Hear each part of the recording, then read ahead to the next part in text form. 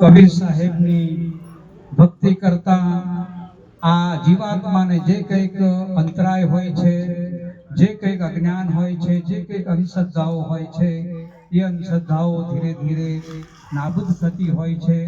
એટલા માટે સદગુરુ કબીર સાહેબે પ્રમાણ આપ્યું છે કે કબીર દર્શન સાધુ કે સાહેબ આવે યાદ, લેખે મેં સોહી ઘડી બાકી કે દિન બાદ। જીવનમાં જેટલો સમય સંતોને સદગુરુના સાનિધ્યમાં તેમના શબ્દની નિકટ રહેવાનો પ્રસંગ મળે, એટલો મોકો મળે, એટલો આ જીવાત્માને આ અંતઃકરણમાં એમ કે ચોખ્ખું થતા એને લાભ મળે છે। જીવનમાં વ્યાપેલી અંધશ્રદ્ધાઓ દૂર થાય છે। જીવનમાં કંઈક જે કંઈક અજ્ઞાનતાના જે કંઈક ઊંડાણા હોય છે એ ધીમે ધીમે આથમતા જાય છે। એટલા માટે સદગુરુ કબીર સાહેબે એ પ્રમાણ આપીને આપણને ઘણી બધી વાતોના સંકેત કર્યા છે કે દેખો દેખો નરકી ભૂલ, સિંચત શાખાવર તજત મૂલ। देखो देखो ये नर की भूल, सिंचत शाखावर तजत मूल।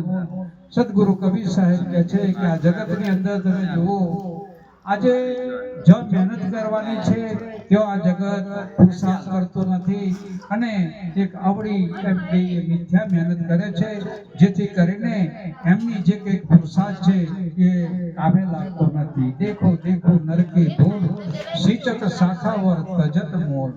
प्रकट निरंजन प्रकट परमात्मा જેને કહીએ ઘટ હી સમાના, प्रकट परमात्मा घट ही समाना, तेहि छोड़ नर पूजे पाषाणा।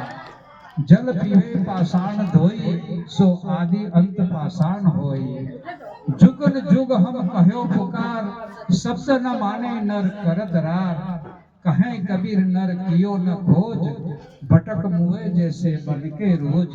એમ આ જીવનની અંદર પરમાત્મા ક્યાંય બહાર ફરવાના નથી। પરમાત્મા આ ઘટની અંદર બિરાજમાન છે, સાહેબ આ ઘટમાં જ બિરાજમાન છે। તેમ છતાં અજ્ઞાનતાને વશ થઈ આ જગત પરમાત્મા અને સાહેબને બહાર પડે છે।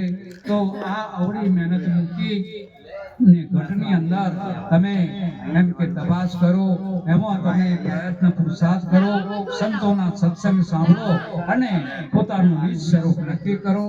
એમ આજનો આ પ્રસંગ લાલાભાઈ સાહેબ તેમજ નરદા સાહેબે એમના સર્વ કુટુંબીજનોએ આજે એમની કમાણીના ભાગમાં જે કંઈક એમને નક્કી કર્યું છે તે પ્રમાણે આજે આ ખર્ચ કરી સંતો ભક્તોની સેવા કરી છે।